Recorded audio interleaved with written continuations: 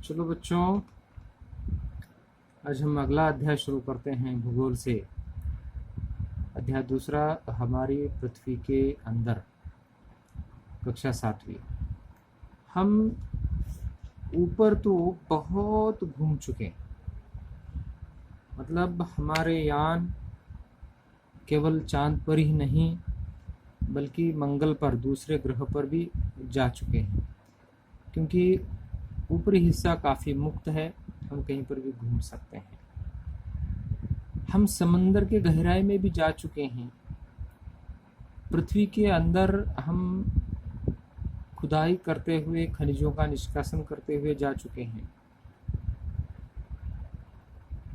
लेकिन क्या पृथ्वी के अंदर भी किसी प्रकार की संरचना है? उसको इस चैप्टर में हम देखने का प्रयास करेंगे। आपको यहाँ पर नज़र आ रहा है, ये जो आधा हिस्सा है ये हमारा ऊपरी पृथ्वी की ठोस पट्टिका है, और ये उसके अंदरूनी हिस्से में है। ये जैसे हम नीचे जाना शुरू कर देंगे तो इस प्रकार का जो लावा है वो मिलना शुरू हो जाएगा, और पूरे उसके केंद्र में जब जाएंगे तो पूर्ण रूप से एकदम द्रवित रूप में जो है लावा रस, शिला रस आपको मिलेगा। इसको क्या क्या कहते हैं, क्या क्या उसकी नाम है, यह सब हम इस अध्याय में देखने वाले हैं, हमारी पृथ्वी के अंदर। ठीक है, ज़रा देखिए इस आकृति को फिर से एक बार। चूंकि हमारी पृथ्वी अभी तक रुकी नहीं है, जब से इसका अस्तित्व निर्माण हुआ है, या अस्तित्व निर्माण की प्रक्रिया से ही यह घूम रही है, और अभी तक इसने कभी विश्राम नहीं किया है। मानो उसने विश्राम किया तो हमारा राम नाम सत्य है, हम सजीवों का राम नाम सत्य है, ये ध्यान में रखिए। तो इसके अंदर एवं बाहर निरंतर परिवर्तन होता रहता है। कैसा परिवर्तन है और क्या क्या परिवर्तन होता है? उस परिवर्तन, बाहरी परिवर्तन तो हमें नज़र आता है, अंदरूनी परिवर्तन भी जब हम खुदाई करते हैं ऊपरी ऊपरी हिस्से को हमें पता चलता है। ज़रा देखिए ये किस तरह से ये 3 डायग्राम बताया गया है, उसकी संरचना। ये केंद्रक कैसे गोल होता है, उसके बाहर का हिस्सा, फिर उसके परपट्टी का हिस्सा, ये सबसे ऊपरी परत जो है वो नीले रंग में, फिर जो है ये इसके ऊपर तो हम टिके हुए हैं, ये वाला हिस्सा।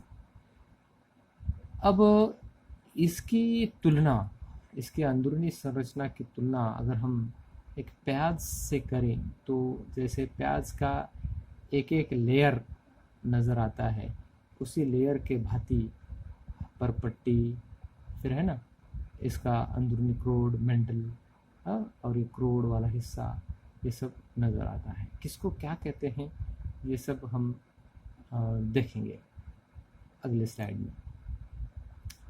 तो पृथ्वी के आंतरिक भागों को, आपके ये जो आकृति है, मैं चाहूँगा कि आप लोग अपने समक्ष ये रखें, किताब रखिए, उस किताब की ही आकृति मैंने यहाँ पर ली है। ये जो है स्थल मंडल, परपट्टी, मंडल, क्रोड मंडल की ये सीमा, फिर बाह्य क्रोड, और ये आंतरिक क्रोड सबसे लाल जो दिखाई देता है, जो हमने यहाँ पर देखा था, वो सबसे आंतरिक क्रोड वाला हिस्सा है ना। तो सबसे ऊपरी परपट्टी, फिर मंडल और क्रोड, यह मुख्य इसमें हम इसको विभाजित करते हैं। ये लिख लीजिए पॉज करके, वीडियो पॉज करके, ये पॉइंट्स जो है आपको परीक्षाओं में fill in the blanks MCQ में ज़रूर आएगा। एक एक का हम देखेंगे, एक एक का थोड़ा डिटेल में हम इसमें जानने की कोशिश करेंगे। पृथ्वी की जो सबसे ऊपरी परत है उसको कहते हैं हम परपट्टी।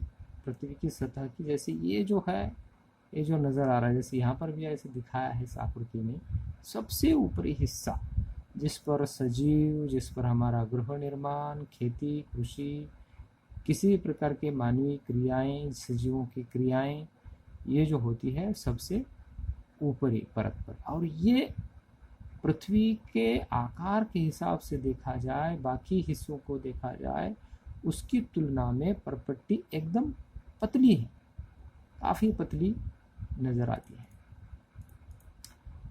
तो इस परपट्टी का और अंदरूनी हिस्से में जाके देखेंगे कहाँ पर किस परपट्टी के हिस्से को क्या कहते हैं। जैसे यहाँ पर देखें, आपको ये नज़र आ रहा है, ये वाला हिस्सा है एक महाद्वीप का। ये कौन सा महाद्वीप है बता सकते हैं?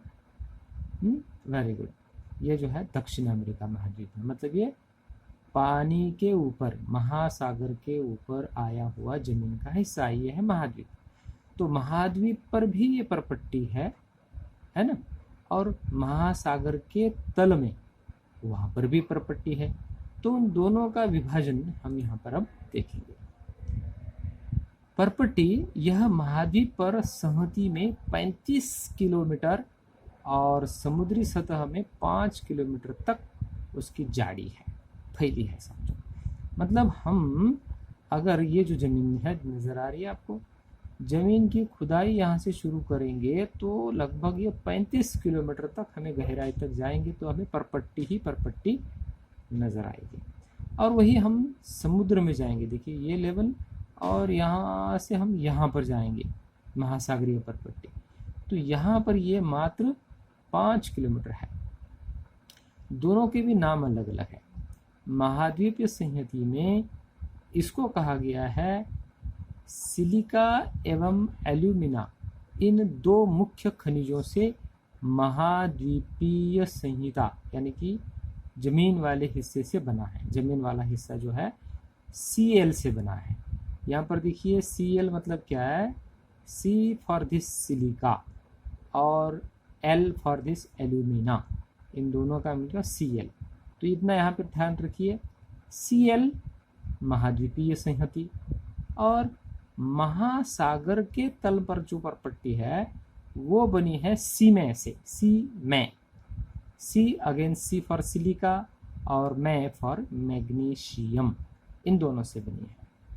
तो परपट्टी की बनावट, खनिजों का संयोग महाद्वीप पर यानी कि जमीन पर, खुली जमीन पर Cl, और महासागर के तल में जो परपट्टी है उसका संयोग बना है दो खनिजों से, सीमे, सिलिका और मैग्नीशियम।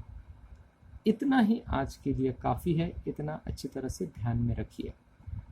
बाकी बचा हुआ हम कल ले लेंगे। पुनश्च एक बार मैं आपको ये 2-4 स्लाइड्स हमने देखे थे फिर से एक बार देखेंगे। देखिए हमारे पृथ्वी के अंदर हमने शुरू किया था। पृथ्वी हमारी गतिशील ग्रह है, इसके अंदर एवं बाहर निरंतर परिवर्तन होता रहता है। चलो अंदर जाके देखते हैं और तुलना करते हैं। हमारे घरेलू खाद्यान्न एक फल है ना, इसको हम सब्जी फल कहेंगे, प्याज से। तो प्याज का जिस तरह से स्तर के नीचे स्तर, स्तर के नीचे स्तर और अंत में है वह उसका कोर नज़र आता है, उसी प्रकार से हमारी धरती भी का भी कोर है और उसके स्तर भी है।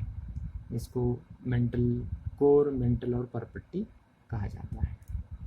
तो मुख्य 3 भाग, ये परपट्टी, मेंटल, कोर हमने अभी अभी देखा। फिर परपट्टी, परपट्टी की यहाँ पर आकृति भी देखा। इस आकृति को भी निकालिए और उस आकृति का बारीकी से निरीक्षण कीजिए, और वो निरीक्षण हमारे मस्तिष्क के मेमोरी कार्ड में हमेशा के लिए छप जाना है, ध्यान में रखिए। फिर परपट्टी का थोड़ा सा हमने देखा है ना। फिर परपट्टी के Cl और सीमे, Cl ये महाद्वीपीय संहिता और महासागरीय संहति में सीमे, सिलिका और मैग्नीशियम। दूरी महाद्वीप संहति में 35 किलोमीटर जाड़ा है और महासागरीय संहति में 5 किलोमीटर जाड़ी है। ठीक है, तो यहाँ पर हम रुकते हैं, कल फिर से देखेंगे। धन्यवाद।